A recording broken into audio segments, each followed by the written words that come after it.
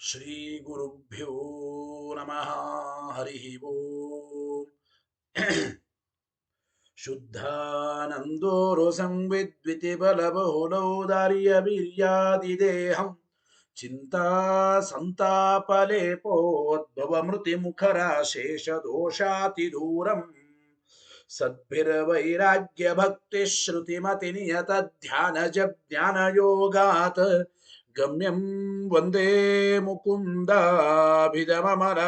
ಬ್ರಹ್ಮ ವೇದಾಂತ ವೇದ್ಯಂ ಯಾಂಚಾಮಂದರಲೋಲಿತಾದ್ಯತ ಉದೈದ್ವಿದ್ಯೇಂದಿರಾ ನಿರ್ಜರೈಃ ಜಾತೋ ಭಾರತ ಪಾರಿಜಾತ ಸುತರು ಸದ್ಬ್ರಹ್ಮ ಸೂತ್ರಾಮೃತಂ ಆಸೀತ್ ತಂತ್ರ ಪುರಾಣ ಸನ್ಮಣಿಗಣೋ ಜಾತಃ ಶುಕೇಂದುಃ ಸದಾ ಸೋಯಂ ವ್ಯಾಸ ಸುಧಾನಿಧಿರ್ಭವತು ಮೇ ಭೂತ್ಯೈಃ ಸತಾಂ ಭೂತಿದಃ ಸ್ವಾಂತಧ್ವಾಂತ ನಿಕೃಂತನೆ ಜಿತ ಮಹಾವೈಕರ್ತನಾಂಶೋರಜಂ ನಿರ್ದೋಷಂ ಜಿತ ಚಂದ್ರ ಚಂದ್ರಿಕಮಲಂ ತಾಪತ್ರಯೋನ್ಮೂಲನೆ ಗಾಂಭೀರ್ಯೇ ಜಿತ ಸಿಂಧುರಾಜಮಮಿತಂ ಭಾಷ್ಯಂ ಯದಾಸ್ಯಾಂಬುಜಾತ್ ಆವಿರ್ಭೂತಮಮಂದಬೋಧ ಭಗವತ್ಪಾದಾನ್ ಪ್ರಪದ್ಯೆ ತಥಾ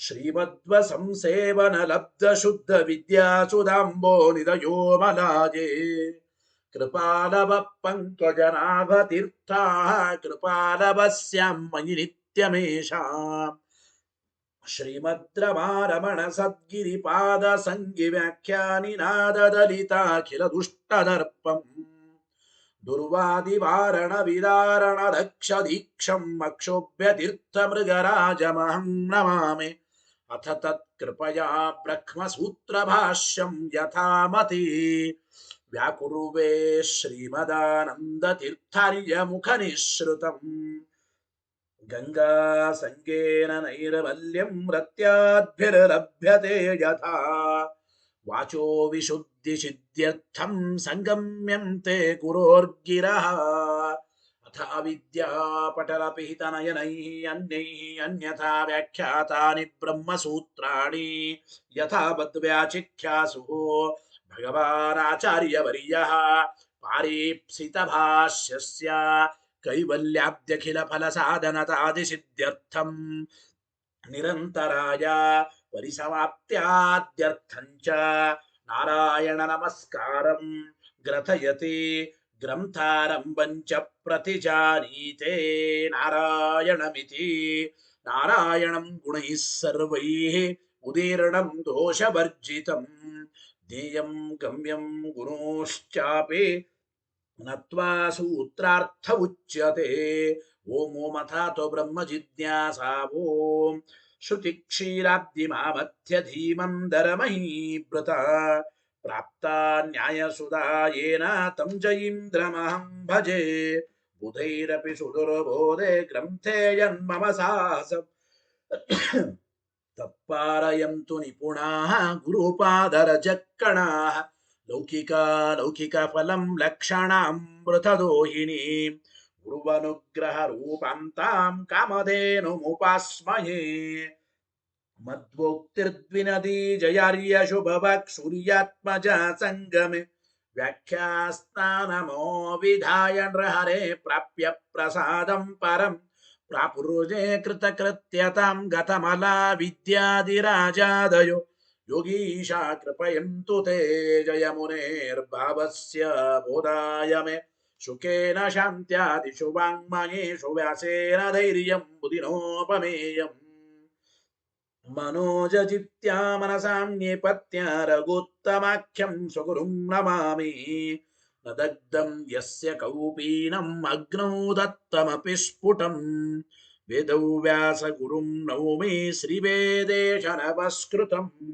ಸತ್ಯನಾಥ ಗುರು ಪಾತು ಯೋಧೀರೋ ನವಚಂದ್ರಿಕಾಂ ನವಾಮೃತ ಗದಾ ತೀರ್ಥ ತಾಂಡವಾನಿ ವ್ಯಚೀಕೃಪತ ಆರೂಢಃ ಸಹಸಾ ಯತೀಂದ್ರ ಪದವೀಂ ಗತ್ವಾ ಚ ವಾರಾಣಸಿಂ ತತ್ರತ್ಯಾನ್ ಕುಮತ ಪ್ರಚಾರ ನಿರತಾನದ್ವೈತ ದಿಗ್ಧಂತಿನಃ ಪ್ರೌಢಾರ್ಥೇ ವಚನೆ ಸುಯುಕ್ತ ಭಕ್ತಿ ಖಚಿತೈ ಸಂಭೀಷಯನ್ಮೋದಯನ್ ಸತ್ಯಧ್ಯಾನ ಸುಖೇ ಸರಿ ವಿಜಯತೆ ಪಾದಾಶಿತ ಶ್ರೀಪತೆ ಪ್ರಾವೋಚದ್ಯೋತಿಕಂ ನ್ಯಾಯ ಸುಧಾವಾಕ್ಯಾರ್ಥ ಚಂದ್ರಿಕಾಂ ಸತ್ಯ ಪ್ರಜ್ಞ ಗುರುರ್ದದ್ಯಾತ್ ಪ್ರಜ್ಞಾಂ ವೈದಾಂತಿಕಿಂ ಸದಾ ಬಂಧುಸ್ತ್ವಂ ಗುರುರಿಷ್ಟದೈವತಮಿತಿ ತ್ವತ್ಪಾದ ಪಂಕೇರುಹಂ ಪ್ರಾಪ್ತಂ ಮಾಂ ಪರಿಪಾಲಯೇತಿ ಸತತಂ ಯಾಚೇ ನಿಬದ್ಧಾಂಜಲಿ ಚಿತ್ತಂ ಮದ್ಗುಣ ದೋಷ ಚಿಂತನ ವಿದೋ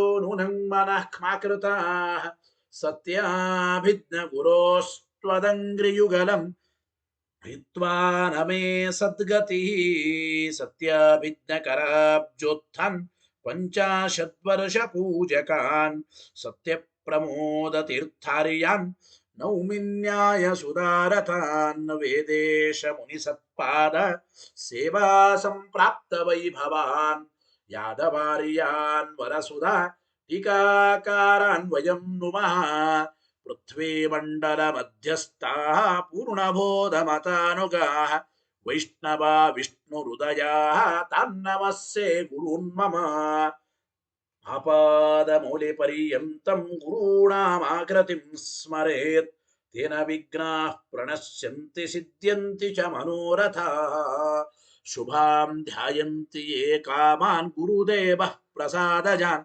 ಇತರಾನ್ ಆತ್ಮಪಾಪೋತ್ಥಾನ್ ತೇಷಾಂ ವಿದ್ಯಾ ಫಲಿಷ್ಯತೆ ಯೈರಹಂ ಶುಕವತ್ ಸಮ್ಯಕ್ ಶಿಕ್ಷಿತೋಸ್ಮಿ ಕೃಪಾಲುಭಿಃ ಶ್ರೀಮತ್ ಸತ್ಯಾತ್ಮತೀರ್ಥಾರ್ಯಾನ್ ವಂದೇ ವಿದ್ಯಾ ಗುರುನ್ ಮಮ ಮೂಲರಾಮ ಪದಾಸಕ್ತಂ ಸ್ವರ್ಣಮಂಟಪಕಾರಿಣಂ ಗುರುಸ್ಮರಣಕರ್ತಾರಂ ವಂದೇ ಸತ್ಯಾತ್ಮಯೋಗಿನಂ ಸ್ವಸ್ತ್ಯಸ್ತು ಸತಾಮಖಿಲ ಸನ್ಮಂಗಲಾನಿ ಭವಂತು ಶ್ರೀ ಗುರುಭ್ಯೋ ನಮಃ ಹರಿ ಓಂ.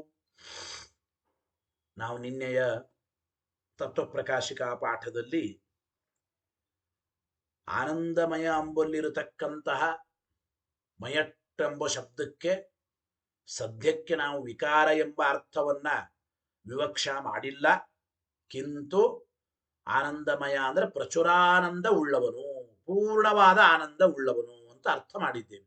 ಇದೇ ರೀತಿ ಅನ್ನಮಯ ಪ್ರಾಣಮಯ ಮನೋಮಯ ವಿಜ್ಞಾನಮಯ ಇಲ್ಲಿರತಕ್ಕಂತಹ ಮಯಟ್ಟು ಪ್ರತ್ಯಯಗಳಿಗೂ ಕೂಡ ನಾವು ಪ್ರಾಚುರ್ಯ ಎಂಬ ಅರ್ಥವನ್ನೇ ಸ್ವೀಕಾರ ಮಾಡಿದ್ದೇವೆ ಅಂತ ಹೇಳಿದರು.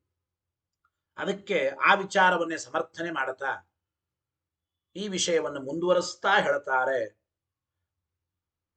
ಅನ್ನಮಯ ಮೊದಲಾದವುಗಳಲ್ಲಿರತಕ್ಕಂತಹ ಮಯಟ್ಟು ಶಬ್ದ ಇದು ವಿಕಾರಾರ್ಥಕವಲ್ಲ, ವಿಕಾರ ಎಂಬ ಅರ್ಥವನ್ನು ಹೇಳತಕ್ಕಂತಹದ್ದಲ್ಲ, ಪ್ರಾಚುರ್ಯ ಎಂಬ ಅರ್ಥವನ್ನೇ ಹೇಳ್ತಾ ಇದೆ ಮಯಟ್ಟು ಶಬ್ದ ಅಂತ ಹೇಳಿ ತಿಳಿಸಿಕೊಡ್ತಾ ಇದ್ದ. ಏನು ವಾಕ್ಯ ಓದಿ. ನನು ಏವಂ ಮಯಟ್ ಶಬ್ದಸ್ಯ ಉಭಯಾರ್ಥೇ ಪ್ರಯೋಗಾತ್ ಅತ್ರಾಪಿ ಉಭಯ ಪಕ್ಷೇ ದೋಷ ಅದರ್ಶನಾತ್ ಕಿಂ ಪ್ರಾಚುರ್ಯಾರ್ಥಮೇವ ಅರ್ಥಃ ಕಿಂ ಪ್ರಾಚುರ್ಯಾರ್ಥಮೇವ ಅರ್ಥಃ ಕಿಂ ಅಂತ ನ ವಿಕಾರಿತ್ವಂ ಪಂಚಮಯಟಾಮಿತ್ಯತ್ರ ನಿಯಾಮಕಂ. ಏನ್ ಹೇಳ್ತಾ ಇದ್ದಾರೆ? ಪೂರ್ವ ಪಕ್ಷಿಗಳ ಒಂದು ಪ್ರಶ್ನೆ ನೋಡಿ. ನೀವೇ ಹೇಳಿದಂತೆ ಮಯಟ್ ಎಂಬ ಶಬ್ದಕ್ಕೆ ಸುಮಾರಾಗಿ 3 ಅರ್ಥಗಳು ಉಂಟು. ಪ್ರಾಚುರ್ಯಾರ್ಥೇ, ವಿಕಾರಾರ್ಥೇ ಅಂತ ಹಿಂದೆ ಬಂತಲ್ಲ, ಅಲ್ಲಿ ಆ ಒಂದು ಮಯಟ್ ಶಬ್ದದ ಅರ್ಥ ಹೇಳುವಾಗ ಪ್ರಾಚುರ್ಯ, ವಿಕಾರ ಮತ್ತು ತಾದಾತ್ಮ್ಯ.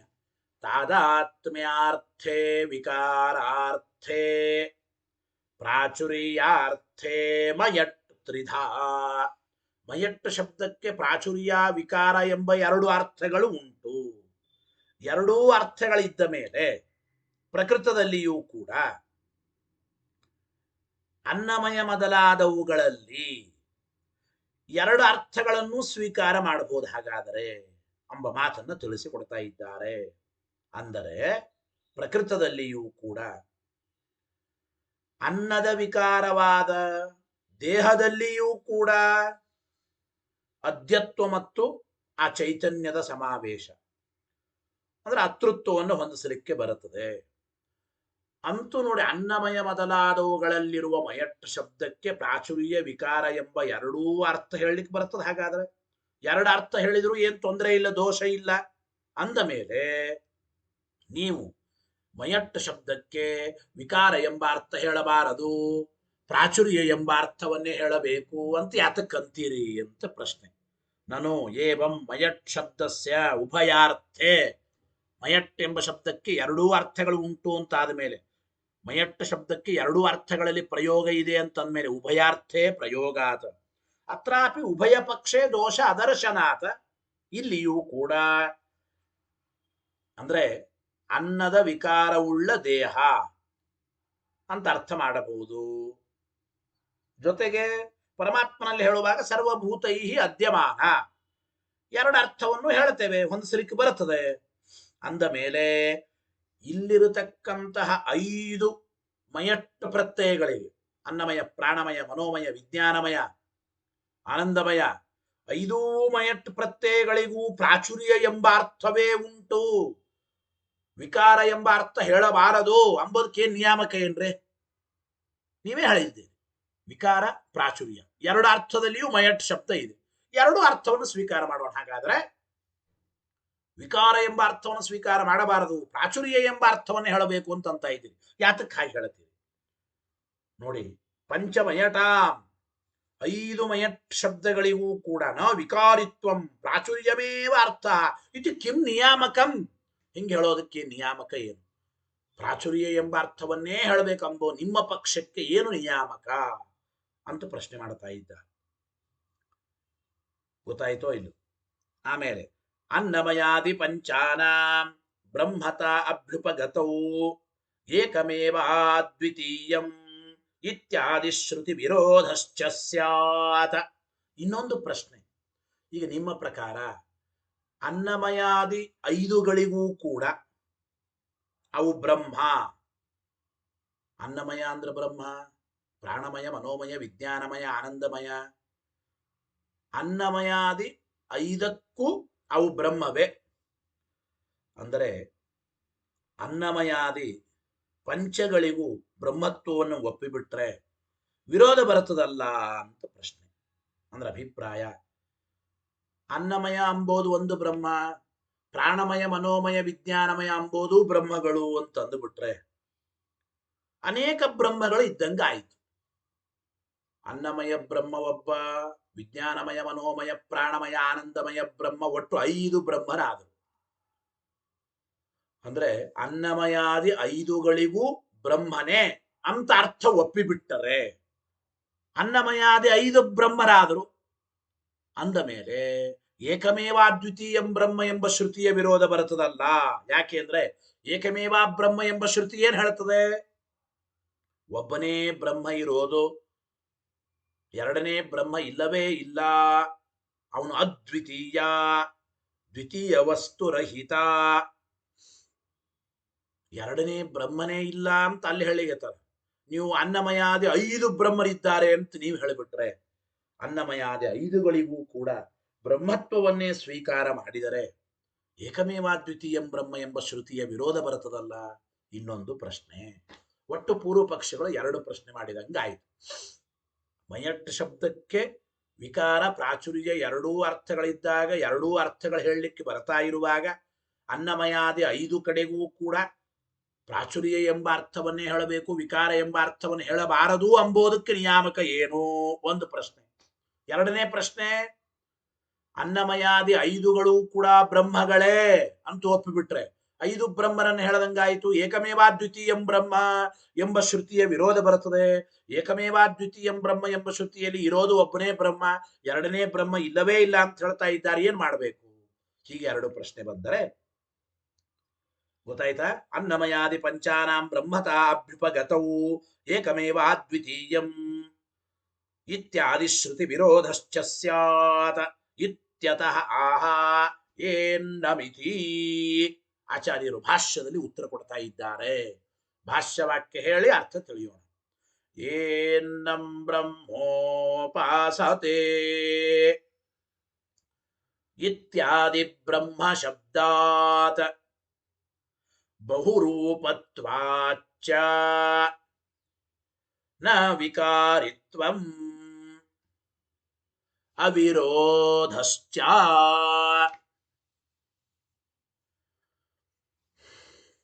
ಏನರ್ಥ ಇದಕ್ಕೆ? ಏನಂ ಬ್ರಹ್ಮೋಪಾಸತೆ, 5 ಕಡೆಗೂ ಕೂಡ ಬ್ರಹ್ಮ ಶಬ್ದದ ಪ್ರಯೋಗ ಇದೆ. ಅನ್ನಮಯ ಪ್ರಕರಣ, ಪ್ರಾಣಮಯ, ಮನೋಮಯ, ವಿಜ್ಞಾನಮಯ, ಆನಂದಮಯ ಪ್ರಕರಣ, 5 ಪ್ರಕರಣಗಳಲ್ಲಿಯೂ ಕೂಡ ಬ್ರಹ್ಮ ಶಬ್ದ ಇದೆ. ಗೊತ್ತಾಯ್ತಲ್ಲ? ಟೀಕಾಕೃತ್ಪಾದರು ತತ್ವಪ್ರಕಾಶಿಕೆಯಲ್ಲಿ 5 ಕಡೆಗೂ ಬ್ರಹ್ಮ ಶಬ್ದ ಹೇಗೆ ಬರುತ್ತದೆ ಆ ವಾಕ್ಯವನ್ನೇ ಬರೆದು ತೋರಿಸಿದ್ದಾರೆ. ಮುಂದೆ ನೋಡೋಣ. ಅಂತೂ ಭಾಷ್ಯಾರ್ಥ ಇಷ್ಟು: ಏನಂ ಬ್ರಹ್ಮೋಪಾಸತಿ ಇತ್ಯಾದಿ ಬ್ರಹ್ಮ ಶಬ್ದ. ತೈತ್ರೇಯ ಉಪನಿಷತ್ತಿನಲ್ಲಿ ಏನಂ ಬ್ರಹ್ಮೋಪಾಸತೆ, ಅನ್ನಮಯ ಪ್ರಕರಣದಲ್ಲಿಯೂ ಬ್ರಹ್ಮ ಶಬ್ದ ಇದೆ, ವಿಜ್ಞಾನಮಯ, ಪ್ರಾಣಮಯ, ಆನಂದಮಯ, ಮನೋಮಯ ಪ್ರಕರಣಗಳಲ್ಲಿಯೂ ಬ್ರಹ್ಮ ಶಬ್ದ ಇದೆ. ಎಲ್ಲ ಕಡೆಗೂ ಬ್ರಹ್ಮ ಶಬ್ದ ಇರೋದರಿಂದ ಅನ್ನಮಯ ಮೊದಲಾದವುಗಳಲ್ಲಿರುವ ಮಯಟ್ ಎಂಬ ಶಬ್ದಕ್ಕೆ ವಿಕಾರ ಎಂಬ ಅರ್ಥವನ್ನು ಹೇಳಬಾರದು. ಇಲ್ಲಿರುವ ಮಯಟ್ ಶಬ್ದ ಇದು ವಿಕಾರ ಎಂಬ ಅರ್ಥ ಉಳ್ಳದ್ದಲ್ಲ. ಏನರ್ಥ ಹಾಗಾದ್ರೆ? ಒಬ್ಬನೇ ಬ್ರಹ್ಮನಿಗೆ ಬಹುರೂಪಗಳು ಉಂಟು. ಬಹುರೂಪತ್ವಾಚ್ಚ, ಒಬ್ಬನೇ ಬ್ರಹ್ಮ ಬಹುರೂಪವುಳ್ಳವನು ಅಂಬೋದರಿಂದ ಅದ್ವಿತೀಯತ್ವದ ಶ್ರುತಿ ವಿರೋಧನು ನಮಗಿಲ್ಲ. ಅನೇಕ ಬ್ರಹ್ಮರು ಅಂತೂ ಒಪ್ಪಿದರೆ ಏಕಮೇವಾದ್ವಿತೀಯಂ ಬ್ರಹ್ಮ ಎಂಬ ಶ್ರುತಿಯ ವಿರೋಧ ಬರ್ತದೆ. ನಾವು ಅನೇಕ ಬ್ರಹ್ಮರನ್ನು ಒಪ್ತಾ ಇಲ್ಲ. ಬಹುರೂಪನಾದ ಬ್ರಹ್ಮ, ಬ್ರಹ್ಮ ಒಬ್ಬನೇ, ಬ್ರಹ್ಮನಿಗೆ ಬಹುರೂಪ ಅಂತ ಅರ್ಥ ಹೇಳ್ತಾ ಇದ್ದೀವಿ. ಬ್ರಹ್ಮನಿಗೆ ಬಹುತ್ವವನ್ನ ಉಪಪಾದನೆ ಮಾಡ್ತಾ ಇದ್ದಾರೆ. ಆದ್ದರಿಂದ ಶ್ರುತಿ ವಿರೋಧನೂ ಇಲ್ಲ. ಇಲ್ಲಿರುವ ಮಯಟ್ ಶಬ್ದಕ್ಕೆ ವಿಕಾರ ಎಂಬ ಅರ್ಥ ಹೇಳಬಾರದು, ಪ್ರಾಚುರ್ಯ ಎಂಬ ಅರ್ಥವನ್ನೇ ಸ್ವೀಕಾರ ಮಾಡಬೇಕು. ಇಷ್ಟು ಆಚಾರ್ಯರು ಭಾಷ್ಯದಲ್ಲಿ 2 ಪ್ರಶ್ನೆಗೂ ಉತ್ತರ ತಿಳಿಸಿದಂಗಾಯಿತು. ಅಂದರೆ ಮಯಟ್ಟ ಶಬ್ದಕ್ಕೆ ವಿಕಾರ ಎಂಬ ಅರ್ಥ ಹೇಳಬಾರದು, ಬ್ರಹ್ಮನ ಬಹುರೂಪವನ್ನು ಹೇಳ್ತಾ ಇದ್ದಾರೆ. ಜೊತೆಗೆ ಒಬ್ಬನೇ ಬ್ರಹ್ಮನ ಬಹುರೂಪ ಇಲ್ಲಿ ಉಪಪಾದನೆ ಮಾಡೋದ್ರಿಂದ ಅನೇಕ ಬ್ರಹ್ಮರು ಹೇಳಿದಂಗೆ ಆಗಲಿಲ್ಲ. 5 ಬ್ರಹ್ಮರು ಪ್ರತ್ಯೇಕ ಅಲ್ಲ, ಒಬ್ಬನೇ ಬ್ರಹ್ಮನೇ ಬಹುರೂಪವನ್ನು ತಾಳಿದ್ದಾನೆ. ಬ್ರಹ್ಮ ಇರೋದು ಒಬ್ಬನೇ, ಏಕಮೇವಾದ್ವಿತೀಯಂ ಬ್ರಹ್ಮ ಎಂಬ ಶ್ರುತಿಯ ವಿರೋಧನು ನಮಗೆ ಬರೋದಿಲ್ಲ ಅಂತ ಆಚಾರ್ಯರು ಹೇಳಿದ್ರ ಅಭಿಪ್ರಾಯ. ಟೀಕಾಕೃತ್ಪಾದರ ಆಚಾರ್ಯರು ಈ ಭಾಷ್ಯವಾಕ್ಯಕ್ಕೆ ವಿವರಣೆ ಬರೀತಾರೆ ನೋಡಿ ತತ್ವಪ್ರಕಾಶಿಕೆಯಲ್ಲಿ. 5 ಕಡೆಗೂ ಬ್ರಹ್ಮ ಶಬ್ದ ಬಂದಿದೆ. ಅನ್ನಮಯ ಪ್ರಕರಣ, ವಿಜ್ಞಾನಮಯ, ಪ್ರಾಣಮಯ, ಮನೋಮಯ, ಆನಂದಮಯ ಎಲ್ಲ ಕಡೆಗೂ ಬ್ರಹ್ಮ ಶಬ್ದ ಇದೆ. ತೋರಿಸ್ತಾರೆ ಆ ತೈತ್ತರೆಯ ಉಪನಿಷತ್ತಿನಲ್ಲೇನೆ.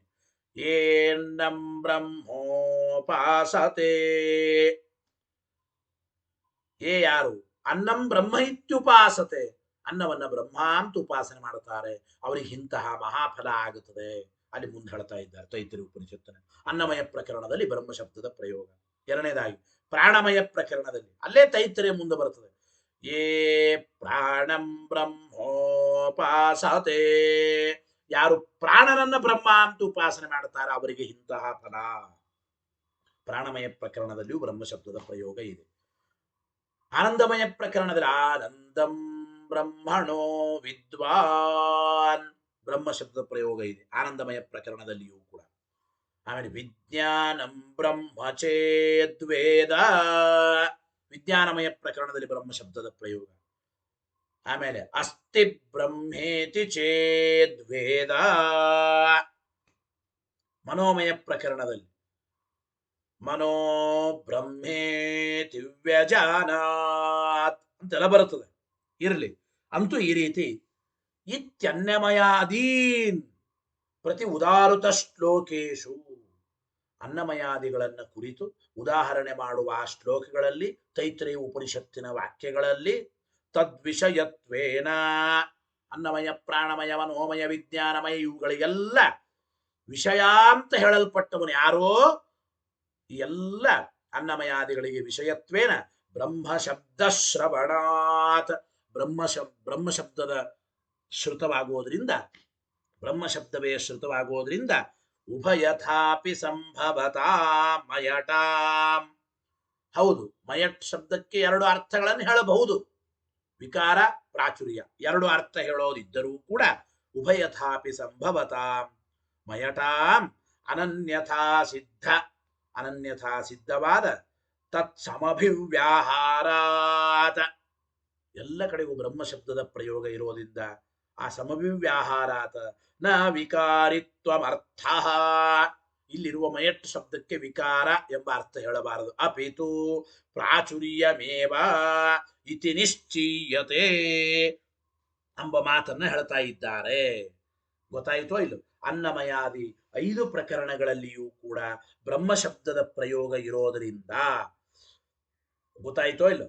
ಬ್ರಹ್ಮ ಶಬ್ದದ ಪ್ರಯೋಗ ಇರೋದ್ರಿಂದ ಆ ಮಯಟ್ ಎಂಬ ಶಬ್ದಕ್ಕೆ ವಿಕಾರ ಎಂಬ ಅರ್ಥ ಹೇಳಬಾರದು, ಪ್ರಾಚುರ್ಯ ಎಂಬ ಅರ್ಥವನ್ನೇ ಸ್ವೀಕಾರ ಮಾಡಬೇಕು. ಅಂದರೆ ಬಹುರೂಪನಾದ ಪರಬ್ರಹ್ಮನನ್ನ, ಪರಮಾತ್ಮನನ್ನೇ ಈ ಪ್ರಕರಣದಲ್ಲಿ ಹೇಳ್ತಾ ಇದ್ದಾರೆ ಹೊರತು ಕೇವಲ ಅನ್ನಮಯಾದಿ ಕೋಶಗಳನ್ನ ಈ ಒಂದು ಪ್ರಕರಣದಲ್ಲಿ ಸರ್ವತಾ ಹೇಳ್ತಾ ಇಲ್ಲ ಎಂಬ ವಿಚಾರವನ್ನು ತಿಳಿಸ್ತಾ ಇದ್ದಾರೆ. ಗೊತ್ತಾಯ್ತಾ? ಅಪಿತು ಪ್ರಾಚುರ್ಯಮೇವ ಇತಿ ನಿಶ್ಚೀಯತೆ. ಇಲ್ಲಿ ಪ್ರಶ್ನೆ ಆಮೇಲೆ, ನಚ ಅನ್ನಮಯಾದೀನಾಂ ಪಂಚಾನಾಮಪಿ ಬ್ರಹ್ಮತ್ವ ಅಭ್ಯುಪಗತೌ ಏಕಮೇವಾದ್ವಿತೀಯಂ ಇತ್ಯಾದಿ ಶ್ರುತಿ ವಿರೋಧ. ಅನ್ನಮಯಾದಿ 5ಗಳು ಕೂಡ ಬ್ರಹ್ಮವೇ ಅಂತ ಹೇಳಿದರೂ ಕೂಡ ಏಕಮೇವಾದ್ವಿತೀಯಂ ಬ್ರಹ್ಮ ಎಂಬ ಶ್ರುತಿಯ ವಿರೋಧ ಏನು ಬರೋದಿಲ್ಲ. ಯಾತಕ್ಕೆ ಅಂದ್ರೆ ನೋಡಿ, ಅನ್ನಮಯಾದೀನಾಂ ಪಂಚಾನಾಮಪಿ ಬ್ರಹ್ಮತ್ವ ಅಭ್ಯುಪಗತವು, ಅನ್ನಮಯಾದಿ 5ಗಳು ಕೂಡ ಬ್ರಹ್ಮವೇ ಅಂತ ಒಪ್ಪಿದರು. ಏಕಮೇವಾದ್ವಿತೀಯಂ ಇತ್ಯಾದಿ ಶ್ರುತಿ ವಿರೋಧ ನಚ, ಒಬ್ಬನೇ ಬ್ರಹ್ಮ ಇರೋದು, ಎರಡನೇ ಬ್ರಹ್ಮ ಇಲ್ಲ ಅಂತ ಹೇಳುವ ಏಕಮೇವಾದ್ವಿತೀಯಂ ಬ್ರಹ್ಮ ಎಂಬ ಶ್ರುತಿ ವಿರೋಧ ಸರ್ವಥಾ ಬರೋದಿಲ್ಲ. ಸರ್ವಥಾ ಈ ಶ್ರುತಿ ವಿರೋಧ ಬರೋದಿಲ್ಲ. ಯಾಕೆ ಅಂದ್ರೆ ಏಕಸ್ಯೈವ ಬ್ರಹ್ಮಣಃ ಬಹುರೂಪತ್ವೇನ ಪಂಚತ್ವ ಉಪಪತ್ಯ, ಒಬ್ಬನೇ ಬ್ರಹ್ಮನಿಗೆ ಬಹುರೂಪತ್ವ ಇದೆ. ಒಬ್ಬನೇ ಬ್ರಹ್ಮನಿಗೆ ಬಹುರೂಪತ್ವ ಉಂಟು. ಒಬ್ಬನೇ ಬ್ರಹ್ಮನಿಗೆ ಬಹುರೂಪತ್ವ ಇರೋದ್ರಿಂದ ಅವಶ್ಯವಾಗಿ ಒಬ್ಬನೇ ಬ್ರಹ್ಮನಿಗೆ ಪಂಚರೂಪತ್ವ ಅಂಬೋದು ಕೂಡುತ್ತದೆ. ಬ್ರಹ್ಮ ಇರೋದು ಒಬ್ಬನೇ, ಅವನಿಗೆ 5 ರೂಪಗಳಷ್ಟೇ, ಬಹುರೂಪತ್ವ ಬಂತು ಹೊರತು ಬ್ರಹ್ಮನಲ್ಲಿ ಭೇದ ಬರಲಿಲ್ಲ. ಅಂದ ಮೇಲೆ ಏಕಮೇವ ದ್ವಿತೀಯಂ ಬ್ರಹ್ಮ ಎಂಬ ಶ್ರುತಿಯ ವಿರೋಧ ಏನಿಲ್ಲ. ಶ್ರುತ್ಯ ವಿರೋಧಾತ್ ಇತಿ ಭಾವ, ಈ ರೀತಿ ಹೇಳೋದ್ರಿಂದ ಯಾವುದೇ ವಿಧವಾಗಿರತಕ್ಕಂತಹ ಶ್ರುತಿ ವಿರೋಧ ಎಂಬುದು ಸರ್ವಥಾ ಬರೋದಿಲ್ಲ ಎಂಬ ಮಾತನ್ನು ತಿಳಿಸಿಕೊಡ್ತಾ ಇದ್ದಾರೆ. ಯಾವ ಶ್ರುತಿ ವಿರೋಧವು ಸರ್ವಥಾ ಬರೋದಿಲ್ಲ. ಆಮೇಲೆ ಏವಂ ಅನ್ನಮಯಾದಿ ಪಂಚಕಮಪಿ ಬ್ರಹ್ಮ, ಅನ್ನಮಯಾದಿ 5ಗಳು ಕೂಡ ಬ್ರಹ್ಮವೇ. ತದ್ಗತ ಮಯಟ, ಅನ್ನಮಯಾದಿ 5 ಪ್ರಕರಣದಲ್ಲಿರುವ ಮಯಟ್ ಶಬ್ದಕ್ಕೆ 5 ಕಡೆಗೂ ಕೂಡ ಆ ಮಯಟ್ ಶಬ್ದಕ್ಕೆ ಪ್ರಾಚುರ್ಯ ಎಂಬ ಅರ್ಥವೇ ಉಂಟು. ಅನ್ನಮಯಾದಿ 5ಗಳು ಬ್ರಹ್ಮವೇ, ಅಲ್ಲಿರುವ ಮಯಟ್ ಶಬ್ದಕ್ಕೆ 5 ಮಯಟ್ ಶಬ್ದಕ್ಕೂ ಕೂಡ ತದ್ಗತ ಮಯಟಾನ್ ಪ್ರಾಚುರ್ಯಾರ್ಥತಾ ಏವ, ಪ್ರಾಚುರ್ಯ ಎಂಬ ಅರ್ಥವೇ ಉಂಟು. ಇದಾದ ಮೇಲೆ ಯಾಕೆ ಸಾವಕಾಶಸ್ಯ ನಿರವಕಾಶ ಬ್ರಹ್ಮ ಶಬ್ದ ಬಲಾತ್ ಏಕಾರ್ಥತ್ವ ಉಪಪತ್ತೇ ಇತ್ಯುಕ್ತಂ, ಹಿಂದೆ ಹೇಳಿದ್ದೇವೆ. ಅಂದರೆ ಅನ್ನಮಯಾದಿ 5 ಪ್ರಕರಣಗಳಲ್ಲಿರುವ 5 ಮಯಟ್ಟು ಪ್ರತ್ಯಯಗಳಿಗೂ ಕೂಡ ಪ್ರಾಚುರ್ಯ, ಪೂರ್ಣತ್ವ ಎಂಬ ಅರ್ಥವೇ ಉಂಟು. ಆಮೇಲೆ ಮಯಟ್ ಶಬ್ದ ಇದೆ ರೀ, ಮಯಟ್ ಶಬ್ದಕ್ಕೆ 3 ಅರ್ಥಗಳು ಉಂಟು. ಆ ಮಯಟ್ ಶಬ್ದ ಸಾವಕಾಶ, ಅಂದ್ರೆ ಮಯಟ್ ಶಬ್ದಕ್ಕೆ ವಿಕಾರ, ಪ್ರಾಚುರ್ಯ, ತಾದಾತ್ಮ್ಯ ಹೀಗೆ ಅನೇಕ ಅರ್ಥಗಳಿದೆ. ಅದು ಸಾವಕಾಶ. ಸಾವಕಾಶವಾದ ಮಯಟ್ಟ ಶಬ್ದಕ್ಕೆ ಈಗ ಪ್ರಾಚುರ್ಯ ಎಂಬ ಅರ್ಥವನ್ನು ಹೇಗೆ ನಿರ್ಣಯ ಮಾಡೋದು ಅಂದ್ರೆ ನಿರವಕಾಶ ಬ್ರಹ್ಮ ಶಬ್ದ ಬಲ ಟೀಕಾರ ಇರು. ನಿರವಕಾಶವಾದ ಬ್ರಹ್ಮ ಶಬ್ದ ಇರೋದ್ರಿಂದ ಈಗಿರುವ ಬ್ರಹ್ಮ ಅಂದ್ರೇನು? ಬೃಹಿರುದ್ಧವು, ಪೂರ್ಣನಾದವನು ಬ್ರಹ್ಮ, ಆನಂದಮಯ, ಆನಂದದಿಂದ ಪೂರ್ಣನಾದವನು, ಪೂರ್ಣವಾದ ಆನಂದವುಳ್ಳವನು ಎಂಬ ಅರ್ಥವನ್ನೇ ಬ್ರಹ್ಮ ಶಬ್ದ ಇರೋದ್ರಿಂದ ಬ್ರಹ್ಮ ಶಬ್ದದ ಸಾಮರ್ಥ್ಯದಿಂದ ಆ ಸಾವಕಾಶವಾದ ಮಯಟ್ಟ ಶಬ್ದಕ್ಕೆ ನಾವು ವಿಕಾರ ಎಂಬ ಅರ್ಥವನ್ನು ಈಗ ಸ್ವೀಕಾರ ಮಾಡದೆ ಪ್ರಾಚುರ್ಯ ಎಂಬ ಅರ್ಥವನ್ನೇ ಸ್ವೀಕಾರ ಮಾಡಬಹುದು, ಮಾಡಬೇಕು. ನಿರವಕಾಶ ಬ್ರಹ್ಮ ಶಬ್ದ ಬಲಾತ್ ಏಕಾರ್ಥತ್ತು ಉಪಪತ್ತೇ, 5 ಕಡೆಗೂ ಕೂಡ ಮಯಟ್ಟ ಶಬ್ದಕ್ಕೆ ವಿಕಾರ ವಿಕಾರ ಎಂಬ ಅರ್ಥವನ್ನೇ ಸ್ವೀಕಾರ ಮಾಡಲಿಕ್ಕೆ ಬರುತ್ತದೆ ಅಂತ ಈ ರೀತಿಯಾಗಿ ಇಷ್ಟೊತ್ತು ಹೇಳಿದಂಗಾಯಿತು. ಇಷ್ಟೊತ್ತು ಇಷ್ಟು ವಿಚಾರ ತಿಳಿಸಿದಂಗಾಯಿತು. ಇದಾದ ಮೇಲೆ ಪ್ರಶ್ನೆ ಏನು? ಅನ್ನೇತು ಆನಂದಮಯ ಏವ ಬ್ರಹ್ಮ. ಕೆಲವರು ವಿಶಿಷ್ಟಾದ್ವೈತಿಗಳು ರಾಮಾನುಜಾಚಾರ್ಯರು ಏನ್ ಹೇಳ್ತಾ ಇದ್ದಾರೆ ಈ 5 ಪ್ರಕರಣಗಳಲ್ಲಿ, ಅನ್ನಮಯಾದಿ 5 ಪ್ರಕರಣಗಳಲ್ಲಿ ಅವರ ಅಭಿಪ್ರಾಯ ಏನಪ್ಪಾ ಅಂತಂದ್ರೆ ನೋಡಿ, ಅನ್ನೇತು ರಾಮಾನುಜಾಚಾರ್ಯ ಮೊದಲಾದವರು ಆನಂದಮಯ ಏವ ಬ್ರಹ್ಮ, ಈ ಆನಂದಮಯ ಅಂಬೋಲ್ಲಿ ಮಾತ್ರ ಆನಂದಮಯ ಬ್ರಹ್ಮ ಅಂತಂದ್ರೆ, ಆದರೆ ಅನ್ನಮಯ ಪ್ರಾಣಮಯ ಮನೋಮಯ ವಿಜ್ಞಾನಮಯ ಇವುಗಳಲ್ಲಿ ಮಾತ್ರ ಅವು ಬ್ರಹ್ಮ ಅಂತ ಹೇಳೋದಿಲ್ಲ. ಅವು ಕೋಶಗಳು, ಅನ್ನಮಯಾದಿ ಕೋಶಗಳು. ಅಲ್ಲಿರುವ ಮಯಟ್ ಶಬ್ದಕ್ಕೆ ಪ್ರಾಚುರ್ಯ ಎಂಬ ಅರ್ಥ ಏನಿಲ್ಲ, ವಿಕಾರ ಎಂಬ ಅರ್ಥ ಹೇಳಬಹುದು. ಅಂದ್ರೆ ಆನಂದಮಯ ಅಂಬೋಲ್ಲಿ ಮಾತ್ರ ಆನಂದಮಯ ಅಂದ್ರೆ ಬ್ರಹ್ಮ, ಆನಂದಮಯ ಅಂಬೋಲಿರುವ ಮಯಟ್ ಶಬ್ದಕ್ಕೆ ಪೂರ್ಣ ಎಂಬ ಅರ್ಥ ಇಷ್ಟೇ. ಉಳಿದ 4 ಕಡೆ ಅನ್ನಮಯ ಪ್ರಾಣಮಯ ಮನೋಮಯ ವಿಜ್ಞಾನಮಯ ಅಂಬೋಲ್ಲಿ ಅಲ್ಲಿರುವ ಮಯಟ್ ಶಬ್ದಕ್ಕೆ ವಿಕಾರ ಎಂಬ ಅರ್ಥವೇ, ಪ್ರಾಚುರ್ಯ ಎಂಬ ಅರ್ಥ ಇಲ್ಲ. ಅಲ್ಲಿ ಅನ್ನಮಯಾದಿಗಳಿಗೆ ಬ್ರಹ್ಮ ಅಂತ ನಾವು ವ್ಯಾಖ್ಯಾನ ಮಾಡೋದಿಲ್ಲ, ಅಲ್ಲಿ ಕೋಶಗಳನ್ನೇ ಸ್ವೀಕಾರ ಮಾಡ್ತೇವೆ, ಅನ್ನಮಯಾದಿ ಕೋಶಗಳು ಅಂತ. ಹೀಗೆ ಕೆಲವರು ವ್ಯಾಖ್ಯಾನ ಮಾಡ್ತಾರೆ. ಇದು ಯುಕ್ತವಾದದ್ದಲ್ಲ. ಬಹಳ ಚೆನ್ನಾಗಿ ಟೀಕಾಕೃತ್ಪಾದರು ಅದರ ಸಮರ್ಥನೆಯನ್ನ ತಿಳಿಸಿಕೊಡ್ತಾ ಇದ್ದಾರೆ ನೋಡಿ. ಅನ್ನೇತು ಆನಂದಮಯ ಏವ ಬ್ರಹ್ಮ ತದ್ಗತ ಮಯಟ ತದ್ಗತ ಮಯಟಃ ಏವ ತದ್ಗತ ಮಯಟಃ ಏವ ಪ್ರಾಚುರ್ಯಾರ್ಥತ ಇತಿ ಕಲ್ಪಯಂತಿ. ಅಂದ್ರೆ ಆನಂದಮಯ ಎಂಬಲ್ಲಿರ್ತಕ್ಕಂಥ ಮಯಟ್ ಶಬ್ದಕ್ಕೆ ಮಾತ್ರ ಪ್ರಾಚುರ್ಯ ಎಂಬ ಅರ್ಥ ಉಂಟು, ಆನಂದಮಯ ಎಂಬುದು ಮಾತ್ರ ಬ್ರಹ್ಮ, ಉಳಿದವುಗಳು ಅಲ್ಲ. ಇತಿ ಕಲ್ಪಯಂತಿ, ಹಿಂಗ ಅವ್ರು ಹೇಳ್ತಾರೆ ರಾಮಾನುಜಾಚಾರ್ಯರು. ತದಯುಕ್ತಂ, ಈ ರೀತಿಯಾಗಿ ಹೇಳ್ತಕ್ಕಂಥದ್ದು ಸರ್ವಥಾ ಸರಿಯಲ್ಲ, ಯುಕ್ತವಲ್ಲ. ತದಯುಕ್ತಮಿತ್ಯಾಹ, ಯಾಕೆಂದ್ರೆ ನಚ ಇತಿ ಆಚಾರ್ಯರು ಭಾಷ್ಯದಲ್ಲಿ ಉತ್ತರ ಕೊಟ್ಟಿದ್ದಾರೆ. ಆಚಾರ್ಯರ ಭಾಷ್ಯ ವಾಕ್ಯ ಹೇಳಿ, ನಚ ಪೃಥಕ್ ಕಲ್ಪನಾ ಯುಕ್ತ. ನೋಡಿ, ಆನಂದಮಯ ಅಂಬೋಲಿ ಮಾತ್ರ ಬ್ರಹ್ಮ ಅಂತ ಅರ್ಥ ಹೇಳಿ, ಆನಂದಮಯ ಅಂಬೋಲಿರತಕ್ಕಂತಹ ಮಯಟ್ಟ ಶಬ್ದಕ್ಕೆ ಮಾತ್ರ ಪ್ರಾಚುರ್ಯ ಎಂಬ ಅರ್ಥ ಹೇಳಿ, ಉಳಿದ ಕಡೆ ಅನ್ನಮಯಾದಿಗಳಲ್ಲಿ ಬ್ರಹ್ಮ ಅಲ್ಲ, ಅಲ್ಲಿರುವ ಮಯಟ್ಟಿಗೆ ವಿಕಾರ ಎಂಬ ಅರ್ಥ, ಹಿಂಗ್ ಬೇರೆ ಬೇರೆ ಹೇಳೋದು ಅದು ಸರಿಯಾದದ್ದಲ್ಲ. ಆನಂದಮಯ ಪ್ರಕರಣವನ್ನು ಬಿಟ್ಟು ಉಳಿದ ಕಡೆ ಮಯಟ್ಟ ಶಬ್ದಕ್ಕೆ ಪ್ರಾಚುರ್ಯ ಎಂಬ ಅರ್ಥ ಇಲ್ಲ, ಬೇರೆ ಅರ್ಥ ವಿಕಾರ ಎಂಬ ಅರ್ಥ ಇದೆ. ಅನ್ನಮಯಾದಿಗಳು ಅವು ಬ್ರಹ್ಮ ಅಲ್ಲ, ಬೇರೆದು, ಅವು ಕೋಶಗಳು ಅಂತ ಹಿಂಗ ಇಲ್ಲೊಂದು ಹೇಳೋದು ಅಲ್ಲೊಂದು ಅರ್ಥ ಹೇಳೋದು. ಆನಂದಮಯ ಅಂಬಲ್ಲಿ ಒಂದು ಅರ್ಥ, ಅನ್ನಮಯಾದಿಗಳಲ್ಲಿ ಬೇರೆ ಅರ್ಥ, ಹಿಂಗ ಪ್ರತ್ಯೇಕವಾಗಿ ಅರ್ಥ ಹೇಳತಕ್ಕಂಥದ್ದು ಇದು ಸರ್ವಥಾ ಯುಕ್ತವಲ್ಲ. ಪೃಥಕ್ ಕಲ್ಪನಾ ನಚ ಯುಕ್ತ. ಆನಂದಮಯ ಅಂಬೋಲಿ ಮಾತ್ರ ವಿಕಾರ ಅಂಬೋದಕ್ಕೆ ಪ್ರಾಚುರ್ಯ ಪೂರ್ಣತ್ವ ಅಂತ ಅರ್ಥ ಮಾಡೋದು, ಅನ್ನಮಯಾದಿಗಳಲ್ಲಿ ಅಲ್ಲಿರುವ ಮಯಟ್ ಶಬ್ದಕ್ಕೆ ವಿಕಾರ ಎಂಬ ಅರ್ಥ ಹೇಳೋದು, ಪೂರ್ಣತ್ವ ಪ್ರಾಚುರ್ಯ ಎಂಬ ಅರ್ಥ ಅಲ್ಲ ಅಂತಂದ್ರೆ ಹಂಗೆ ಹೇಳೋದು ಸರಿಯಲ್ಲ ಅಂದ್ರು. ನಚ ಪೃಥಕ್ ಕಲ್ಪನಾ ಯುಕ್ತ ಹೇಳಿದ್ರು ಆಚಾರ್ಯರು. ಅದಕ್ಕೆ ಟೀಕಾಕೃತ್ಪಾದರು ವಿವರಣೆ ಬರೀತಾರೆ. ಆಚಾರ್ಯರು ಈ ಮಾತಿಗೆ ಏನು, ನಚ ಇಯಂ ಕಲ್ಪನಾ ಯುಕ್ತ, ಈ ರೀತಿಯಾಗಿ ರಾಮಾನುಜಾಚಾರ್ಯ ಹೇಳತಕ್ಕಂಥ ಸರ್ವತಾ ಯುಕ್ತವಲ್ಲ. ಯಾಕೆ? ಪ್ರಾಯ ಪಠಿತ ಮಯಟ ಅರ್ಥದ್ವೈವಿಧ್ಯ ಕಲ್ಪನಸ್ಯ ಕ್ಲಿಷ್ಟತ್ವಾತ್. ನೋಡಿ, ಒಂದೇ ಕಡೆಗೇನೆ ಸಹಪಠಿತವಾಗಿರತಕ್ಕಂತಹ ಮಯಟ್ಟ ಶಬ್ದಗಳಿಗೆ ಒಂದು ಕಡೆ ಒಂದು ಅರ್ಥ ಹೇಳೋದು, ಇನ್ನೊಂದು ಕಡೆ ಇನ್ನೊಂದು ಅರ್ಥ ಹೇಳೋದು, ಇದು ಸರಿ ಹೋಗೋದಿಲ್ಲ. ಟೀಕಾಕೃತ್ಪಾದರ ಅಭಿಪ್ರಾಯ ಪ್ರಾಯ ಪಠಿತ ಮಯಟ, ಏಕಕಾಲಕ್ಕೆ ಒಂದೇ ಪ್ರಕರಣಗಳಲ್ಲೇನೆ ತೈತ್ರೇಯ ಉಪನಿಷತ್ತಿನಲ್ಲೇನೆ ಅನ್ನಮಯ ಪ್ರಾಣಮಯ ಮನೋಮಯ ವಿಜ್ಞಾನಮಯ ಆನಂದಮಯ 5ಗಳು ಬರ್ತಾವೆ. ಮೊದಲಿನ 4ಗಳಿಗೆ ಮಾತ್ರ ಬ್ರಹ್ಮ ಅಲ್ಲ, ಮೊದಲಿನ 4 ಪ್ರಕರಣದಲ್ಲಿರುವ ಮಯಟ್ ಶಬ್ದಕ್ಕೆ ಮಾತ್ರ ಪ್ರಾಚುರ್ಯ ಎಂಬ ಅರ್ಥ ಅಲ್ಲ, ವಿಕಾರ ಎಂಬ ಅರ್ಥ. 5ನೇದ್ದು ಕೊನೆಯದು ಆನಂದಮಯ ಅಂಬಲ್ಲಿ ಮಾತ್ರ ಅದು ಆನಂದಮಯ ಅಂದ್ರೆ ಬ್ರಹ್ಮ, ಅಲ್ಲಿರುವ ಮಯಟ್ ಶಬ್ದಕ್ಕೆ ಮಾತ್ರ ಪ್ರಾಚುರ್ಯ ಎಂಬ ಅರ್ಥ ಅಂತ ಹಿಂಗೆ ಹೇಳತಕ್ಕಂಥದ್ದು. ಪ್ರಾಯಪಾಠ ವಿರೋಧ ಬರುತ್ತದೆ ಅಂತ. ಪ್ರಾಯಪಾಠ ವಿರೋಧ ಅಂದ್ರೆ ಜೊತೆಗೇ ಪಠಿತವಾದ ಶಬ್ದಗಳಿಗೆ ಒಂದೇ ರೀತಿಯ ಅರ್ಥವನ್ನು ಹೇಳಬೇಕೇ ಹೊರತು ನೀವು ಬೇರೆ ಬೇರೆ ರೀತಿಯ ಅರ್ಥ ಹೇಳತಕ್ಕಂಥದ್ದು ಅದು ಸರ್ವಥಾ ಯುಕ್ತವಲ್ಲ. ಆದ್ರಿಂದ ಪ್ರಾಯ ಪಠಿತ ಮಯಟಾಂ ಜೊತೆಗೇನೆ ಪಠಿತವಾದ 5 ಮಯಟ್ ಶಬ್ದಗಳಿಗೂ ಕೂಡ ಒಂದೇ ಅರ್ಥ ಹೇಳಬೇಕು. ಅರ್ಥದ್ವೈವಿಧ್ಯ.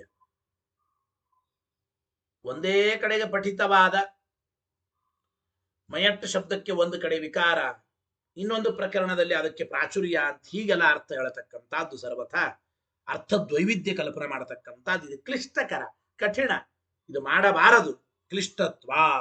ಅದರಿಂದ ತತಶ್ಚ ಏಕಸ್ಯೈವ ಬ್ರಹ್ಮತ್ವಂ ಕ್ಲಿಷ್ಟಮಿತಿ ಭಾವ. ಆನಂದಮಯ ಅಂಬೋಲಿ ಒಂದಕ್ಕೆ ಮಾತ್ರ ಆನಂದಮಯ ಅಂದ್ರೆ ಬ್ರಹ್ಮ. ಅನ್ನಮಯ ಪ್ರಾಣಮಯ ಮನೋಮಯ ವಿಜ್ಞಾನಮಯ ಅಂಬೋಲಿ ಮಾತ್ರ ಅನ್ನಮಯ ಅಂದ್ರೆ ಅದು ಬ್ರಹ್ಮ ಅಲ್ಲ, ಅನ್ನಮಯ ಕೋಶ, ಪ್ರಾಣಮಯ ಕೋಶ, ಮನೋಮಯ ವಿಜ್ಞಾನಮಯ ಕೋಶ, ಹಿಂಗೆ ಹೇಳೋದು ಯುಕ್ತವಾದದ್ದಲ್ಲ. ಗೊತ್ತಾಯ್ತೋ ಇಲ್ಲ?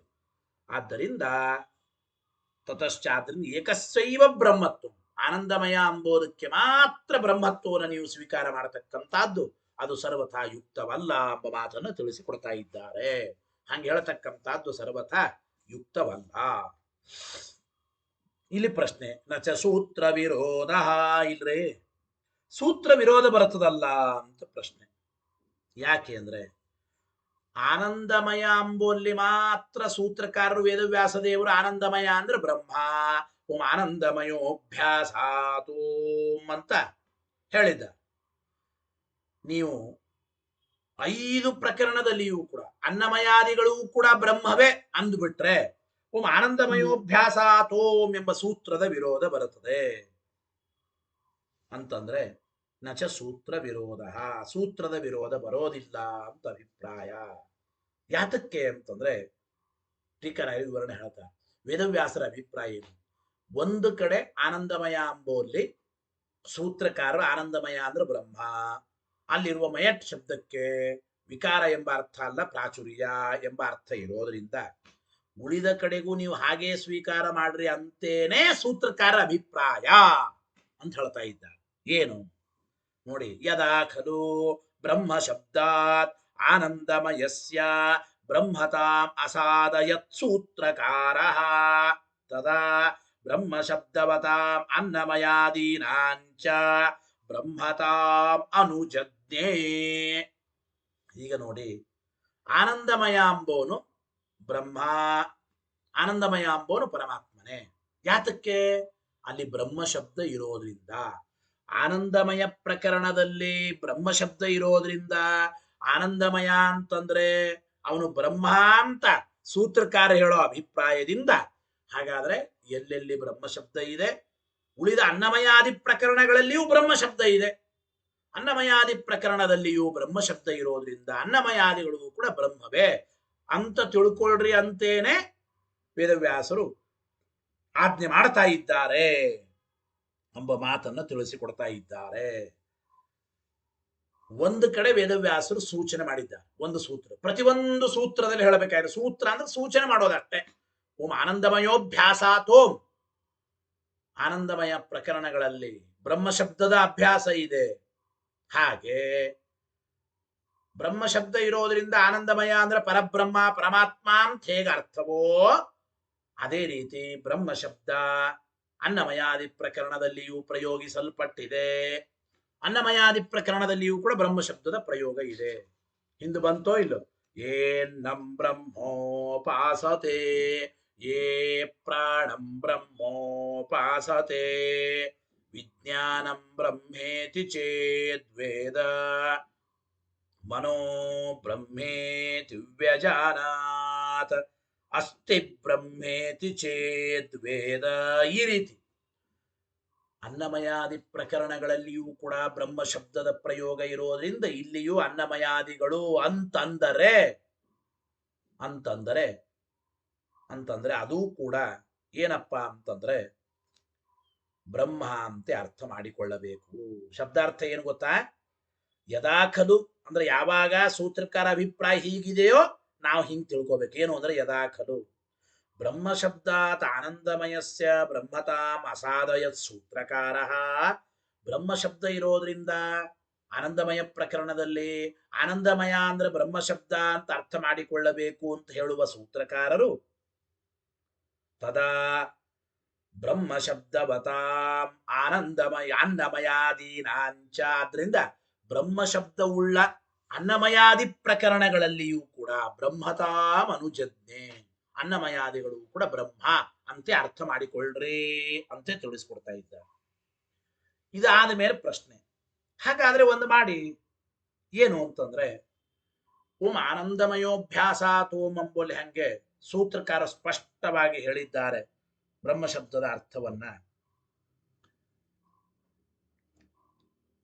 ಎರಡನೇ ಸೂತ್ರ ತಥೈವ ದ್ವಿತೀಯಂ ಸೂತ್ರಂ ನೇಯಂ ಅನ್ಯಥಾ ಅನ್ನಮಯಾದಿಷು ಸನ್ನಪಿ ಬ್ರಹ್ಮಶಬ್ದ ಬ್ರಹ್ಮತಾಮಸಾದಯನ್ ಕಥಂ ಆನಂದಮಯಸ್ಯಾಪಿ ಸಾಧಯೇತ್.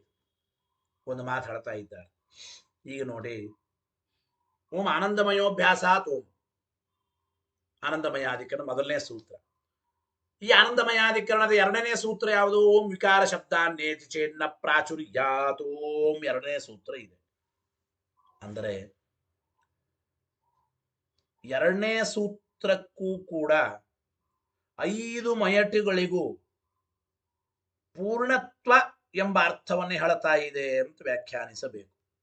ಅಂದ್ರೆ ಅನ್ನಮಯಾದಿ 5 ಬ್ರಹ್ಮ ಅಂತೂ ಒಂದು ವೇಳೆ ಒಪ್ಪದೇ ಹೋದರೆ, ನಾವು ಹೇಳಿದ್ದೇವೆ ಬ್ರಹ್ಮಶಬ್ದ ಪ್ರಯೋಗ ಇರೋದ್ರಿಂದ ಆನಂದಮಯ ಅಂಬೋಲಿ ಬ್ರಹ್ಮಶಬ್ದ ಪ್ರಯೋಗ ಇರೋದ್ರಿಂದ ಹೇಗೆ ಆನಂದಮಯ ಅಂದ್ರೆ ಬ್ರಹ್ಮನೋ, ಬೇರೆ ಕಡೆಗೂ ಬ್ರಹ್ಮಶಬ್ದದ ಪ್ರಯೋಗ ಇರೋದ್ರಿಂದ ಅನ್ನಮಯಾದಿಗಳು ಕೂಡ ಬ್ರಹ್ಮವೇ ಅಂತ ನಾವು ಹೇಳಿದ್ದೇವೆ. ಇದನ್ನು ಒಪ್ಪದೆ ಹೋದ್ರೆ, ಅನ್ನಮಯಾದಿ 5ಗಳು ಕೂಡ ಬ್ರಹ್ಮವೇ ಅಂತ ಒಪ್ಪದೆ ಹೋದರೆ, ಅನ್ನಮಯಾದಿ ಪ್ರಕರಣದಲ್ಲಿ ಬ್ರಹ್ಮಶಬ್ದ ಇದ್ದರೂ ಕೂಡ ಅನ್ನಮಯಾದಿಗಳಿಗೆ ಬ್ರಹ್ಮತ್ವ ಬೇಡ ಅಂತ ನೀವು ಅನ್ನೋದಾದ್ರೆ, ಅಂದ್ರೆ ಬ್ರಹ್ಮಶಬ್ದ ಇದ್ದರೂ ಅನ್ನಮಯಾದಿಗಳಲ್ಲಿ, ಅನ್ನಮಯ ಅಂದ್ರೆ ಬ್ರಹ್ಮ ಅಲ್ಲ, ಅನ್ನಮಯ ಅಂದ್ರೆ ಕೋಶ ಅಂತ ಹಿಂಗ ಅರ್ಥ ಹೇಳೋದಾದರೆ, ಆನಂದಮಯ ಅಂಬೋದಕ್ಕೂ ಕೂಡ ಬ್ರಹ್ಮ ಅಂತ ಯಾಕೆ ಅರ್ಥ ಹೇಳಬೇಕು? ರಾಮಾನುಜಾಚಾರ್ಯ ನಾವು ಕೇಳ್ತಾ ಇದ್ದೇವೆ. ಈಗ ಅನ್ನಮಯಾದಿ ಪ್ರಕರಣಗಳಲ್ಲಿ ಬ್ರಹ್ಮ ಶಬ್ದ ಇದ್ದರೂ ಕೂಡ ಅನ್ನಮಯಾದಿಗಳು ಅವು ಬ್ರಹ್ಮ ಅಲ್ಲ ಅಂತ ನೀವು ಅನ್ನೋದಾದ್ರೆ, ಆನಂದಮಯ ಪ್ರಕರಣದಲ್ಲಿ ಆನಂದಮಯ ಅಂದ್ರೆ ಬ್ರಹ್ಮ, ಆನಂದಮಯ ಅಂದ್ರೆ ಯಾಕೆ ಬ್ರಹ್ಮ ಅಂದ್ರೆ ಬ್ರಹ್ಮ ಶಬ್ದ ಇರೋದ್ರಿಂದ ಅಂತಂದ್ರೆ, ಇಲ್ರಿ ಬ್ರಹ್ಮ ಶಬ್ದ ಇದ್ದ ಮಾತ್ರಕ್ಕೆ ಆನಂದಮಯ ಅಂದ್ರೆ ಪರಬ್ರಹ್ಮ ಬ್ರಹ್ಮ ಅಂತ ಯಾತಕ್ಕಾಗಬೇಕು? ಏನ್ ಬೇಕಾಗಿಲ್ಲ. ಬ್ರಹ್ಮ ಶಬ್ದ ಅನ್ನಮಯಾದಿ ಪ್ರಕರಣಗಳಲ್ಲಿಯೂ ಇದೆ. ಅನ್ನಮಯಾದಿ ಪ್ರಕರಣಗಳಲ್ಲಿ ಬ್ರಹ್ಮ ಶಬ್ದ ಇದ್ದರೂ ಅನ್ನಮಯ ಅಂದ್ರೆ ಬ್ರಹ್ಮ ಅಂತ ಅರ್ಥ ಹೇಳಿಲ್ಲ. ಅಂದ ಮೇಲೆ ಆನಂದಮಯ ಪ್ರಕರಣದಲ್ಲಿಯೂ ಕೂಡ ಬ್ರಹ್ಮ ಶಬ್ದ ಇದ್ದರೂ ಕೂಡ ಆನಂದಮಯ ಅಂಬೋನು ಅವನು ಬ್ರಹ್ಮ ಅಲ್ಲ ಅಂತ ಆಗಲಿ. ನೋಡಿ, ತಥೈವ ದ್ವಿತೀಯ ಸೂತ್ರಂ ನೇಯಂ, ಇದೇ ರೀತಿ ಎರಡನೇ ಸೂತ್ರವನ್ನು ವ್ಯಾಖ್ಯಾನ ಮಾಡ್ಬೇಕು. ಅನ್ಯಥಾ ಒಂದು ವೇಳೆ ನಾವು ಹೇಳಿದಂತೆ ಬ್ರಹ್ಮಶಬ್ದ ಇದ್ದರೂ ಅನ್ನಮಯಾದಿಗಳಲ್ಲಿ ಬ್ರಹ್ಮ ಅಲ್ಲ ಅಂತ ಸ್ವೀಕಾರ ಮಾಡಿದರೆ, ಅನ್ನಮಯಾದಿಷು ಸನ್ನಪಿ ಬ್ರಹ್ಮಶಬ್ದ ಬ್ರಹ್ಮತಾಂ ಅಸಾದಯನ್, ಅನ್ನಮಯಾದಿಗಳಿಗೆ ಬ್ರಹ್ಮಶಬ್ದ ಇದ್ದರೂ ಅನ್ನಮಯಾದಿಗಳು ಬ್ರಹ್ಮ ಅಲ್ಲ ಅಂತ ನೀವು ಅನ್ನೋದಾದ್ರೆ, ಕಥಂ ಆನಂದಮಯಸ್ಯಾಪಿ ಸಾಧಯೇ, ಆನಂದಮಯ ಅಂಬೋಲಿಯೂ ಕೂಡ ಹೇಗೆ ನೀವು ಬ್ರಹ್ಮ ಅಂತ ಹೇಳ್ತೀರಿ? ಜೊತೆಗೆ ಕಥಂಚ ಅನ್ನಮಯಾದಿಷು ಸ್ಥಿತಃ ಮಯಟ್ ಶಬ್ದ ಪ್ರಾಚುರ್ಯಾರ್ಥತಾಂ ಅಲಭಮಾನಃ ಅನ್ನಮಯೇ ಶ್ರುತಃ ಲಭೇತ, ಅನ್ನಮಯ ಪ್ರಕರಣದಲ್ಲಿ ಇರುವ ಮಯಟ್ ಶಬ್ದಕ್ಕೆ ಪ್ರಾಚುರ್ಯ ಎಂಬ ಅರ್ಥ ಇಲ್ಲ. ಆದರೆ ಆನಂದಮಯ ಪ್ರಕರಣದಲ್ಲಿರುವ ಮಯಟ್ ಶಬ್ದಕ್ಕೆ ಮಾತ್ರ ಪ್ರಾಚುರ್ಯ ಎಂಬ ಅರ್ಥವನ್ನು ಹೇಗೆ ಹೇಳ್ತೀರಿ ಅಂತ ಪ್ರಶ್ನೆ ಬರುತ್ತದೆ. ಗೊತ್ತಾಯ್ತೋ ಇಲ್ಲ? ಅನ್ನಮಯಾದಿಗಳಲ್ಲಿ ಪಠಿತವಾದ ಮಯಟ್ ಶಬ್ದಕ್ಕೆ ಪ್ರಾಚುರ್ಯ ಎಂಬ ಅರ್ಥ ಇಲ್ಲ, ವಿಕಾರ ಎಂಬ ಅರ್ಥ ಅಂದ್ರೆ ಅಂದ ಮೇಲೆ ಹಾಗಾದ್ರೆ ಆನಂದಮಯ ಅಂಬೋಲಿ ಮಾತ್ರ ಇರತಕ್ಕಂತಹ ಮಯಟ್ ಶಬ್ದಕ್ಕೆ ಹೇಗೆ ಪ್ರಾಚುರ್ಯ ಎಂಬ ಅರ್ಥವನ್ನು ಹೇಳ್ತಾರೆ? ಅಲ್ಲಿಯೂ ಕೂಡ ಇರತಕ್ಕಂಥ ಅಲ್ಲಿರುವ ಮಯಟ್ ಶಬ್ದಕ್ಕೂ ಕೂಡ ವಿಕಾರ ಎಂಬ ಅರ್ಥವನ್ನೇ ಹೇಳಬಹುದಲ್ಲ ಅಂತ ಹೀಗೆ ಪ್ರಶ್ನೆ ಬರುತ್ತದೆ.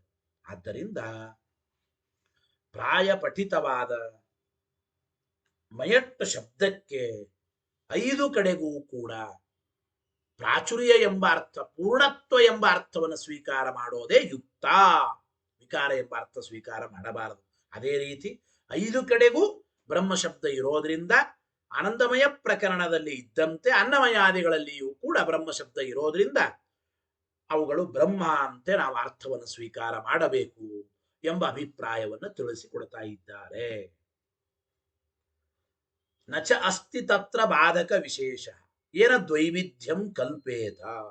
ನೋಡಿ, ಅನ್ನಮಯಾದಿ 5 ಕಡೆಗಿರತಕ್ಕಂತಹ ಮಯಟ್ ಶಬ್ದಕ್ಕೆ ನಾವು ಪ್ರಾಚುರ್ಯ ಎಂಬ ಅರ್ಥವನ್ನು ಹೇಳಿದರೆ ಏನು ಬಾಧಕ ಏನದ ಹೇಳ್ರಿ. ಏನಾದ್ರೂ ಬಾಧಕ ಇದ್ರೆ ಬೇಕಾದ್ರೆ ನೀವು ಕಲ್ಪನೆ ಮಾಡಿ. ಆನಂದಮಯ ಪ್ರಕರಣದಂತೆ ಅನ್ನಮಯ ಪ್ರಕರಣದಲ್ಲಿಯೂ ಕೂಡ ಮಯಟ್ ಶಬ್ದಕ್ಕೆ ಪ್ರಾಚುರ್ಯ ಎಂಬ ಅರ್ಥವನ್ನು ಹೇಳಿದ್ರೆ ಏನಾದ್ರೂ ಬಾಧಕ ತೊಂದರೆ ಇದ್ರೆ ಬೇಕಾದ್ರೆ ಬಿಡೋಣ. ಯಾವ ಬಾಧಕ ಇಲ್ಲ. ನಚ ಅಸ್ತಿ ತತ್ರ ಬಾಧಕ ವಿಶೇಷ, ಯಾವ ಬಾಧಕಗಳೂ ಇಲ್ಲ.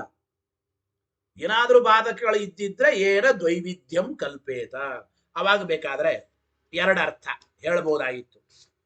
ಆನಂದಮಯ ಪ್ರಕರಣದಲ್ಲಿ ಮಾತ್ರ ಇರತಕ್ಕಂತಹ ಮಯಟ್ ಶಬ್ದಕ್ಕೆ ಪ್ರಾಚುರ್ಯ ಎಂಬ ಅರ್ಥ ಹೇಳೋಣ, ಅನ್ನಮಯಾದಿಗಳಲ್ಲಿರುವ ಮಯಟ್ ಶಬ್ದಕ್ಕೆ ಪ್ರಾಚುರ್ಯ ಎಂಬ ಅರ್ಥ ಹೇಳಿಕ್ ಬರಲ್ಲ, ಇಂತಹ ಬಾಧಕ ಇದೆ ಅಂತ ಏನಾದ್ರೂ ಅನುಭವದಾಗಿತ್ತು. ಇದಾನೀಂ ನ ಕಿಂಚಿದಪಿ ಬಾಧಕಮಸ್ತಿ, ಯಾವ ಬಾಧಕನೂ ಇಲ್ಲ.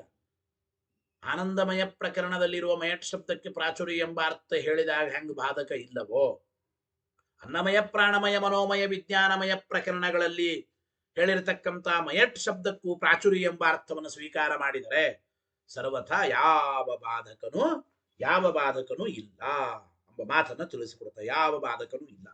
ನೋಡಿ, ಅನ್ನಮಯಾದೀನಾಮಪಿ ತರ್ಹಿ ಬ್ರಹ್ಮತ ಕಿಂ ನ ಅಸೂತ್ರಯತ ಇತಿ ಚೇತ್. ಹಾಗಾದ್ರೆ ಇದು ಮೇಲೊಂದು ಪ್ರಶ್ನೆ, ಅನ್ನಮಯಾದಿ 5ಗಳು ಕೂಡ ಬ್ರಹ್ಮವೇ ಅಂತ ನಿಮ್ಮ ಅಭಿಪ್ರಾಯ ಆಗೋದಾದ್ರೆ ಹಾಗಾದ್ರೆ 5 ಕಡೆಗೂ ಕೂಡ ಸೂತ್ರಕಾರರು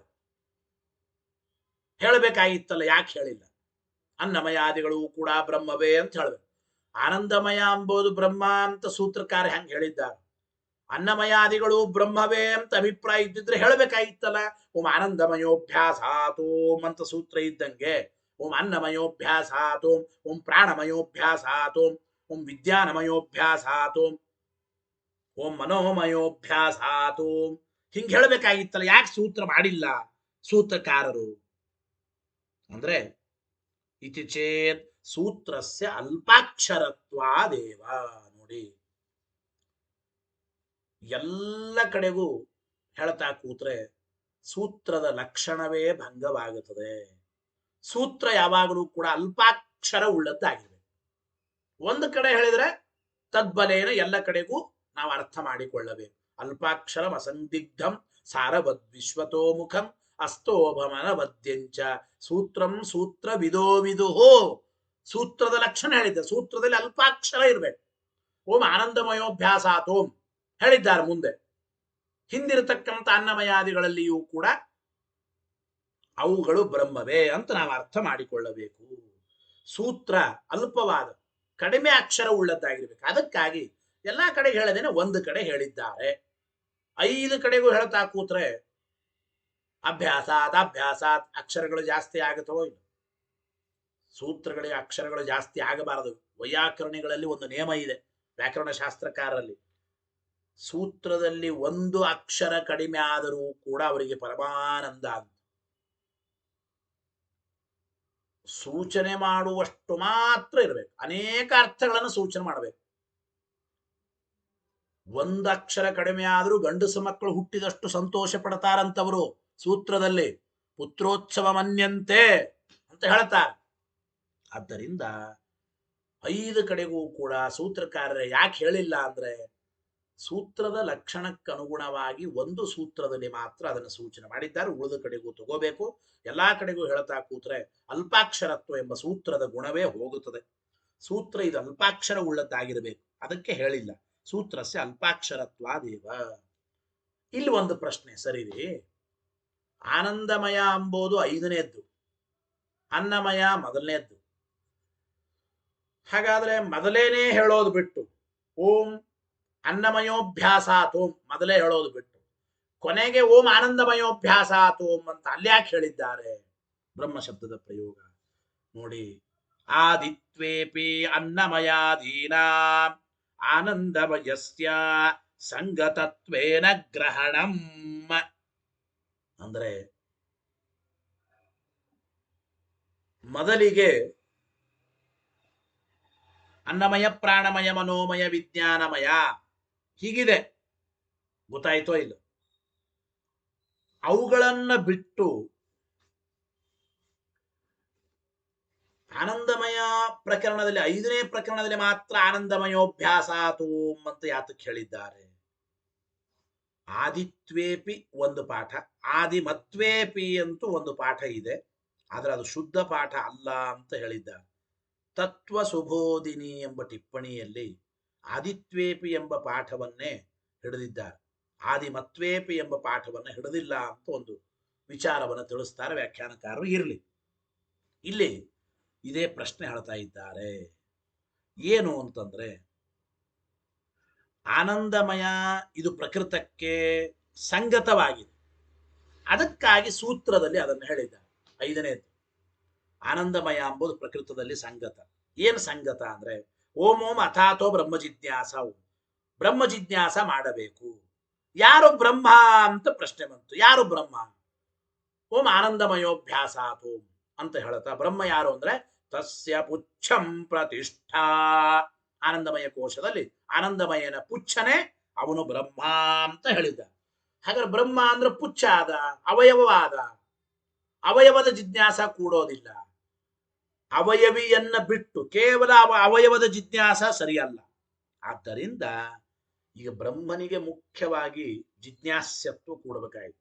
ಬ್ರಹ್ಮ ಜಿಜ್ಞಾಸ್ಯ ಅಂತ ಆಗಬೇಕಾದರೆ ಬ್ರಹ್ಮ ಅಂದ್ರೆ ಬೇರೆ ಅಲ್ಲ, ಆನಂದಮಯ ಅಂದ್ರೆ ಬೇರೆ ಅಲ್ಲ.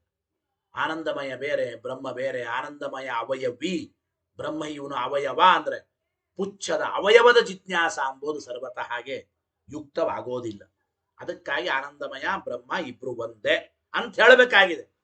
ಆ ಜಿಜ್ಞಾಸಾ ಸೂತ್ರಕ್ಕೆ ಸಂಗತಿಯನ್ನು ಕೂಡಿಸೋದಕ್ಕಾಗಿ ಸೂತ್ರಕಾರರು ಅನ್ನಮಯಾದಿ ಆ ಮೊದಲು ಅವುಗಳಲ್ಲಿ ಬ್ರಹ್ಮ ಶಬ್ದದ ಅಭ್ಯಾಸ ಅಂತ ಹೇಳದೇನೆ 5ನೇದಕ್ಕೆ ಓಂ ಆನಂದಮಯೋಭ್ಯಾಸಾತು ಎಂಬುದನ್ನು ಹೇಳಿದ್ದಾರೆ.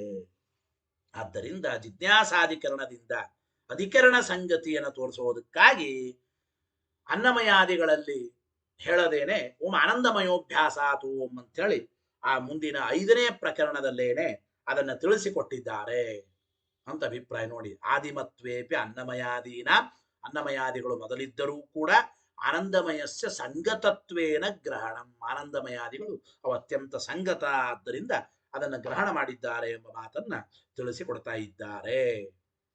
ಗೊತ್ತಾಯಿತೋ ಇಲ್ಲ? ಇನ್ನು ಯಸ್ತು ಆನಂದಮಯಾದೀನ ಪಂಚಾನಾಮಪಿ ಬ್ರಹ್ಮತಾಂ ಬ್ರೂತೆ ಸತ್ತು ಸೂತ್ರಕಾರೇಣ ಇವ ಪೂರ್ವ ಪಕ್ಷೀಕೃತ ಇತಿ ನ ತತ್ಪಕ್ಷಂ ಪ್ರತ್ಯಾಕ್ಷಿಪತ್ ಭಾಷ್ಯಕಾರ. ಅದು ಒಂದು ವಿಚಾರ ಇದೆ, ಅದು ಮುಂದಿನ ವಾರದಲ್ಲಿ ತಿಳಿಯೋಣ ಅಂತ ಹೇಳ್ತಾ, ನಾಳೆ ಆಚಾರ್ಯರು ನೇರವಾಗಿ ಪಾಠವನ್ನ ಮಠದಲ್ಲಿ ಹೇಳತೇನೆ ಅಂತಂದ್ರೆ ನಮ್ಮ ಪಾಠವು ನೇರವಾಗಿ ಇರುತ್ತದೆ. ಇಲ್ಲಾದ್ರೆ ಆನ್ಲೈನ್ ಮುಖಾಂತರವೇ ನಾಳೆಯೂ ಕೂಡ ನಮ್ಮ ಪಾಠ ಮುಂದುವರಿಯುತ್ತದೆ ಅಂತ ಹೇಳ್ತಾ, ಹರಯೇ ನಮಃ. ಶ್ರೀಕೃಷ್ಣಾರ್ಪಣಮಸ್ತು. ಅನೇನ ಭಾವಿಯತ್ ಪುಣ್ಯಂ ತದಾಪ್ನೋತು ಗುರುರ್ಮಮ. ಮುಂದಿನ ವಾರ ಯಸ್ತು ಅನ್ನಮಯಾದೀನ ಎಂಬ ವಾಕ್ಯದಿಂದ ಆರಂಭ ಮಾಡೋಣ.